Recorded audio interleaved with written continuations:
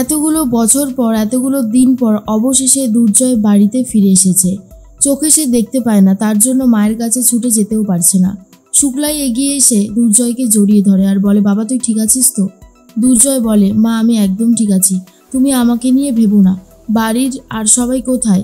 তখনই শুক্লা বলে, সবাই আছে, তুই এসেছিস, আমি যে কি খুশি হয়েছি। এই বলেই জড়িয়ে ধরে কাঁদতে থাকে। রানী দুর্জয়ের ঠিক পেছনেই দাঁড়িয়ে আছে, কিন্তু একবারও রানী এগিয়ে যায়নি, শুধুমাত্র দুর্জয়ের কথা ভেবে। কারণ দুর্জয় যদি রিয়াক্ট করে, এর মধ্যে পিঙ্কি বৌদি কারসাজি করবে বলে ঠিক করে দুর্জয়কে ভেতরে পাঠিয়ে দেয়। আর পিঙ্কি বৌদি ছোটো মার কাছে গিয়ে বলে, ছোটো মা এখন কিন্তু তোমাকে দুর্বল হলে চলবে না। ওই দেখো রানী আর দুনি এসেছে, ওদের সাথে দেখা করো, কিন্তু ওদেরকে ভেতরে ঢুকতে বলবে না, কিন্তু তোমার ছেলের ভালোর কথা ভেবে। এর মধ্যে একে একে সবাই গিয়ে রানীর সাথে দেখা করে। মাধুরী, বিনু, পুনু, দুনিকে নিয়েও তারা খুব খুশি। আর তারপরেই শুক্লা চলে এসেছে। শুক্লা এসে দুনিকে দেখে তো ভীষণ খুশি হয় আর বলে, আমি কে বলো তো, জানো আমি কে? তখনই দুনি বলে, জানি তো, ঠাম্মি, তুমি আমার ঠাম্মি। আর এই ঠাম্মি ডাকটা শুনে শুক্লা দারুণ খুশি হয়ে গেছে। দুনিকে নিয়ে ভেতরে যাবে বলে ঠিক করেছিল, কিন্তু ভেতরে ঢুকতে দেবে না পিঙ্কি বৌদি। দেবুর কাছে চলে গেছে রিতম, বোঝাতে থাকে চলো, মান অভিমান ভুলে দুনির কাছে যাবে, কিন্তু দেবু একদমই যেতে চায় না। এদিকে পিঙ্কি বৌদি বলে, রানী আজ কিন্তু তোমাকে ভেতরে যেতে দেওয়া যাবে না, কারণ তোমার সাথে দুনি রয়েছে।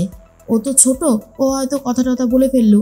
আর দুর্জয়কে বলা যাবে না তুমি আর দুনি এই বাড়িতে আবার ফিরে এসেছো, কারণ তোমাদের ব্যাপারটা জানতে পারলে দুর্জয় আরও বেশি করে রিয়াক্ট করবে। তখন বিনুপুনু বলে, তাহলে ছোট বৌদি আমাদের বাড়িতে যাবে না? এটা কি করে হয়? পিঙ্কি বলে, যাবে, সুস্থ হোক আগে দুর্জয়, তারপরেই যাবে। রানী বুঝতে পারে পিঙ্কি বৌদির এতটুকু বদল হয়নি, যেমন ছিল আগে ঠিক তেমনটাই রয়েছে।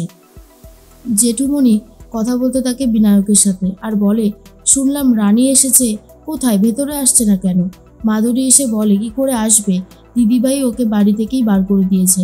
কথাটা শোনার পরে খুব কষ্ট পায় বিনায়ক আর বলে, শুক্লা এতগুলো বছর পর আমার নাতনিটা ফিরে এলো, আমার বৌমা ফিরে এলো, তুমি ওদেরকে ঢুকতে দিলে না? শুক্লা বলে, কি করব বলো, আমার ছেলেটার কথাও তো আমাকে ভাবতে হবে, আর কিছু করার নেই। রানী চলে যাচ্ছিল, ওপর থেকে দেবু দেখে কষ্ট পায়, কিন্তু কিছুই করে উঠতে পারে না। এর মধ্যেই রানী তো বাড়িতে ফিরে গেছে। আর তখনই আদিত্যবাবু কথা বলে আর বলে, এই যে রানী, তুমি যখন থাকবে না এই ছেলেটাকে কে দেখবে? এই ছেলেটার অবস্থা কিন্তু ভালো না।